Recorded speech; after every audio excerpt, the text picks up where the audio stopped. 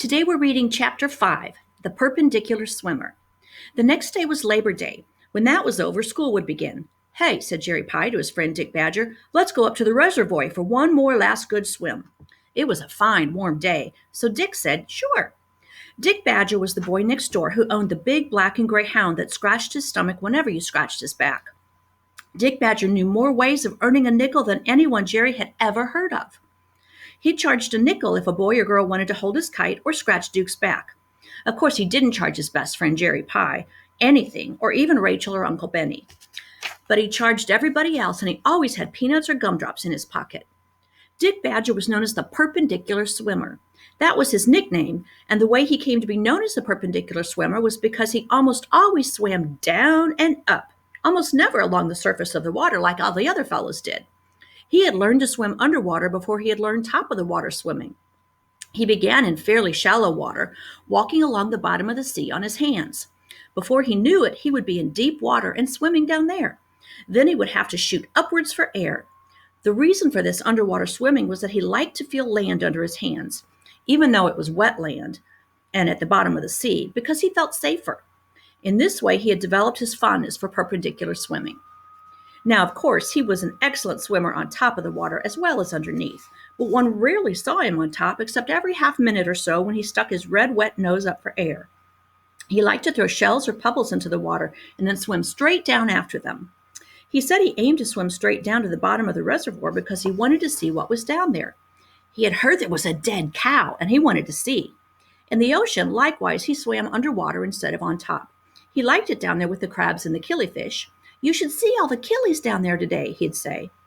Dick was a thin, wiry sort of boy. On fine days when the water was sunny and clear, it was a very pleasant sight to see him go diving down, down, and swim along the bottom of the reservoir where it was pebbly, or to the sandy bottom of the salt sea, then shoot straight upwards again in his perpendicular fashion. Everyone admired Dick for his special kind of swimming, but sometimes the other fellows would tire of trying to keep up with him under the water and would always challenge him to a race on top of the sea. This he always good-naturedly consented to do. He would always start out with the others, but then, instead of dashing straight ahead for the goal, a buoy or a lobster pot, down he would shoot, down, down, down. He would come back up laughing and gasping just about when the others would be returning to the raft or rock from the race. This perpendicular swimming did not count as winning the top of the water race. However, it did excite a great deal of admiration, and Dick certainly held all the records for it. Here's a picture of him swimming straight down. All those who admired Dick Badger for his perpendicular swimming, naturally Jerry, being his best friend, admired him the most. And he admired his friend's big, lanky dog Duke, too, and liked to tickle him on the back to make him scratch his stomach. He appreciated the fact that he didn't have to pay a nickel for this favor. Ginger was going to know a great many more tricks than that one. He was still just a tiny puppy. His tail wasn't completely healed, although the bandage was off, and they had had him only since the day before yesterday at 6 o'clock. Yet he could already catch things in his mouth. Soon he would know everything. "I'll take Ginger Pup," Jerry said proudly. "Sure," said Dick. "Maybe he'd like a little swim." "We can't let him in the water yet. He's too little, and I'll have to carry him most of the way," said Jerry fondly. "Sure," said Dick. "Rachel wants to come, okay?" "Sure," said Dick. "She can watch Ginger while we're swimming so he doesn't get lost or drowned." "Or so the unsavory character doesn't get him." "Sure," said Dick. He'd been told about the hat, the footsteps, the unsavory character, and he was very impressed with the mysterious aspects of the whole affair. "Uncle Benny coming too?" he asked. "No, this ain't Saturday." "Nope," said Dick. "Rachel's got bee-bite." "Got what?" "Got bee-bite. 'Tis better, getting better, though." "Sure," said Dick Badger. Just then Rachel ran up. She was holding a damp handkerchief over her mouth. "I have bee-bite," she said importantly. In the middle of the night, Rachel had woken up thinking, "What is the matter with my lip?" It felt as though someone had put a mud pie on her. She put her finger on her lower lip and touched it carefully. It was enormous. It didn't feel like a lip anymore. With her tongue, she couldn't feel the end of it. Moreover, her lips seemed to be getting bigger and bigger all the time, instead of snapping back to normal as it would have if all this had been a bad dream. What had happened? She'd had a dreadful transformation in the middle of the night. Should she wake Mama up? Mama might not recognize her. Was she under a spell, she wondered, as if in the fairy tales? There was a maiden in one fairy tale who had had a spell cast on her, and her lips stuck way out, just like this. For a time, Rachel lay in bed and shuddered and waited for the next awful metamorphosis.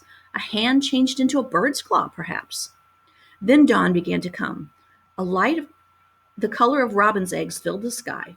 Rachel stole out of bed, trying to keep it and the floor from creaking and waking up the household. Mustering all her courage, she looked at herself in the mirror of her little blue chiffonier. She couldn't help gasping. How dreadful! Her lower lip had swelled way out, and she looked like the old witch in the tinderbox. Even as she her lips seemed to be ballooning out. Suppose it never stopped ballooning. If it got any bigger, she'd have to employ a sling to hold it up. She surveyed herself in utter dismay. And school began tomorrow. What would they do with her in school, and who would stick up for her the way she stuck up for Addie Egan? Ubangi, she murmured, thinking of the pictures of the books in the library. Might she be packed off to the Umbangis to live? Thoughts of the Ubangis, the ugly old witch, and the enchanted maidens in fairy tales sent her flying at last into Mama's room.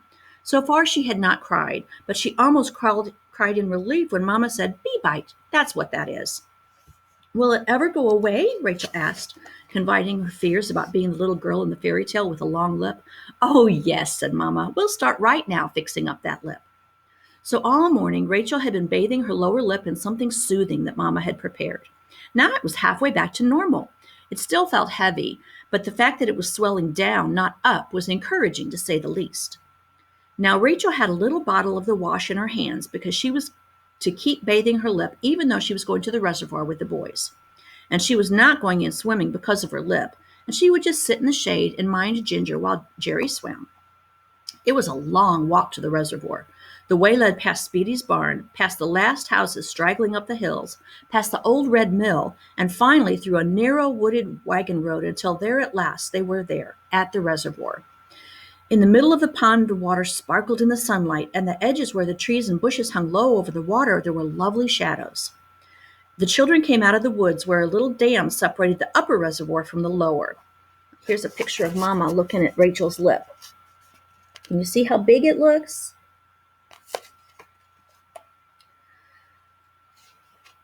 And a waterfall tumbled over it. Can you see? That's where the waterfall's tumbling over. In the spring, they couldn't cross the reservoir this way, for there would be a regular Niagara here, the water roaring and tearing over the dam. Then they'd have to go all the way around the reservoir to get to the other side. But this was the end of summer, and there had not been much rain.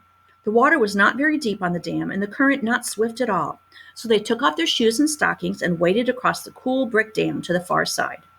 They stopped at their favorite rock, a large gray flat one that was half in the shade and half out of it, and from where Rachel could dangle her legs into the water if she wanted to. Jerry and Dick Badger had their swimming trunks on under their clothes. They lost no time in stripping off their shirts and pants, and into the water they went. Big, lumbering Duke went in too, making a terrible splash, and he swam around with the boys for a time, bringing them sticks to throw. But when Dick began his usual underwater swimming, Duke climbed out of the reservoir and sniffed off into the woods to chase whatever small animals he could find. Ginger was so excited over seeing all this huge lot of water that he kept barking and yapping and whining and quivering the nerves on his legs and forehead. It was all Rachel could do to keep him from jumping in. But after a while, he contented himself with nosing acorns about on the rock. Rachel kept soaking her swollen lip, and occasionally she studied her reflection in the pond. To her great relief, she saw the swelling was disappearing, and by tomorrow it would probably be all right, just like Mama had said. By now, Ginger was tuckered out, and he lay contentedly on Rachel's lap. Sometimes he dozed, and sometimes he watched the boys swim, and whenever he heard Jerry's voice, his little bit of a tail wagged joyously. Up here at the reservoir, it was still and beautiful. Little could be heard but the twittering of birds and the splashing and shouts of the boys. No one else was up here today except, on the far side, a man in blue sitting on a rock. From here it looked as though he was painting a picture. On his side of the reservoir, just a few yards, the shining tracks of a railroad could be seen, and occasionally a train shot by, leaving its trail of white smoke coiling low over the trees. Rachel had often come to the reservoir with Papa. He liked to come here on quiet Sundays to listen to the birds and watch them. He wouldn't move a muscle, and neither would she. And they would see the interesting things birds did without the birds paying them the slightest attention. Rachel thought of all the smart birds she had ever known. Especially she thought of some certain smart sparrows she had seen one day last May. That day she had been sitting on the little top porch, smelling all the flowering fruit trees and thinking, "This is spring." Then she heard a twittering down below, and she looked over the railing and saw what was a very busy little sparrow. He was terribly excited about a little piece of white tissue paper crumpled into a soft bunch that lay on the lawn. He pecked at it and stalked around it, and now and then he looked quizzically up at the eaves of Dick Badger's barn. Dick's barn, which had once been a stable, was built right close to the sidewalk between his house and the Pies. The sparrow kept chattering very noisily, but finally he got this big piece of tissue paper in his mouth and he flew up to the corner eave of Dick's barn. For a moment or two he fluttered there, but he couldn't get into the small opening with his cargo, so he flew back down again and left the paper on the ground behind him. Then he returned to the eaves again and disappeared inside for a second. Soon, not only he came out, but his wife also, and they both cocked their heads and peered down at the tissue paper on the ground. They were obviously formulating a plan. With his wife watching intently, the sparrow flew back down in the grass. Again he managed to pick up the paper, and again he flew back to the threshold of his house with it.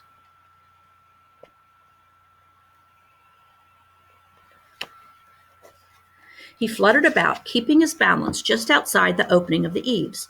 As he fluttered close by, his wife reached out her bill and took the tissue paper from him, backing into the opening with it, the triumphant husband following her in. This was just about the smartest thing Rachel had ever seen a bird do. What a fine sheet for the sparrow's nest the tissue paper must have made, she thought drowsily. When Rachel had written to Papa, telling him all about these smart sparrows, he had written back saying she was so observant that he would have to have her as his assistant. What could ever be more wonderful than that? Rachel asked herself. Call in Mr. Pie, the men in Washington would say, and bring Rachel Pie, too, they would surely add. Rachel was getting very sleepy. After all, she'd been up since dawn with bee-bite. Through half-closed eyes, she watched the perpendicular swimmer swimming downwards and swimming upwards, and she watched her brother Jerry swimming back and forth across the reservoir.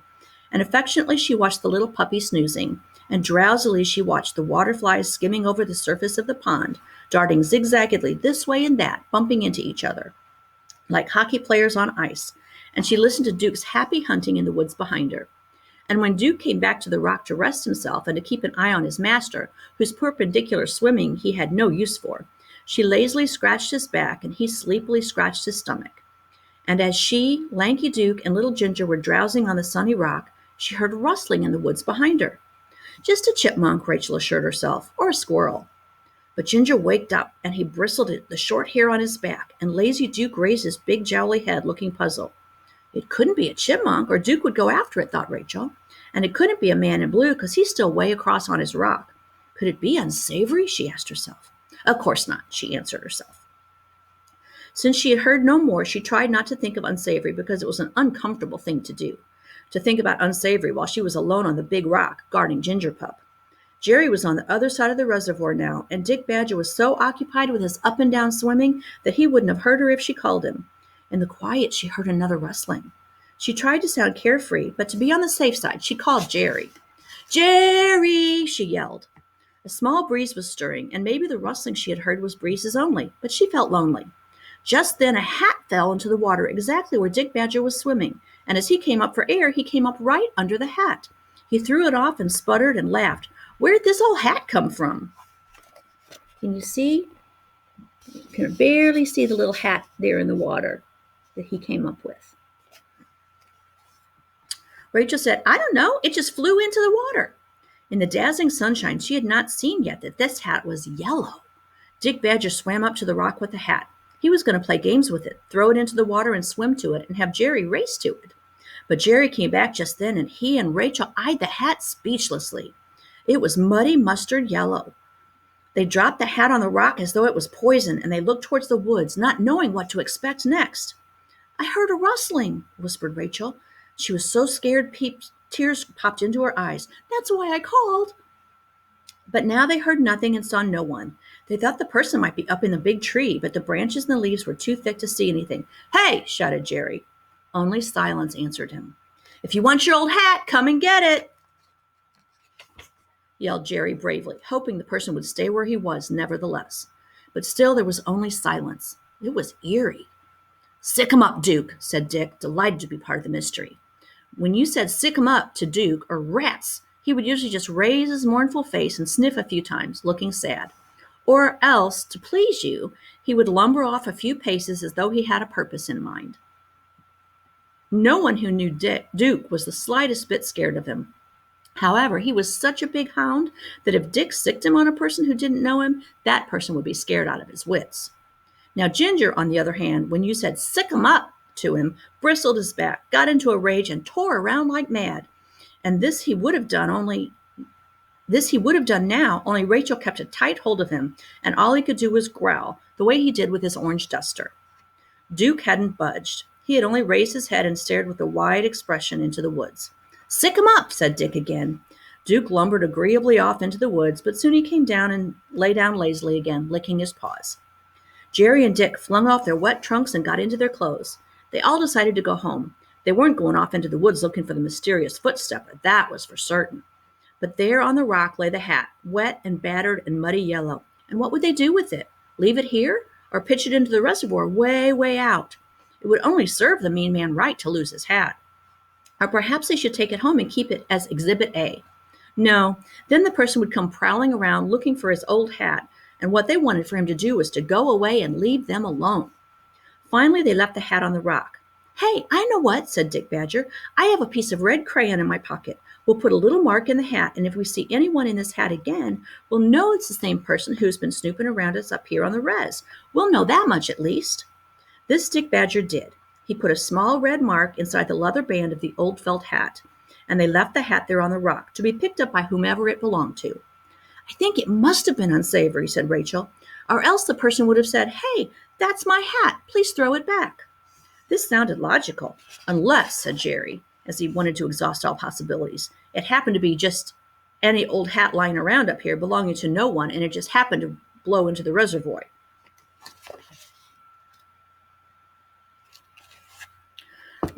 Said Dick skeptically, for he preferred it to be part of the mystery. Except that all the... Oh, okay, so I messed up. It happened to be just any old hat lying around up here belonging to no one, and it happened to just blow into the reservoir. Said Rachel. "It might have blown off a scarecrow in some farmer's garden up Blarney Hill for a ways."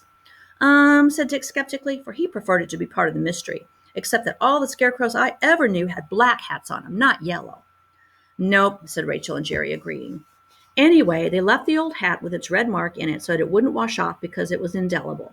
And they went back across the little dam and past the red mill where, in the deep woods, gloaming had set in. And they then out onto the wooden path, still half in the gloaming and half in the sunlight, past Speedy's barn, the last houses, and then there they were again at the green.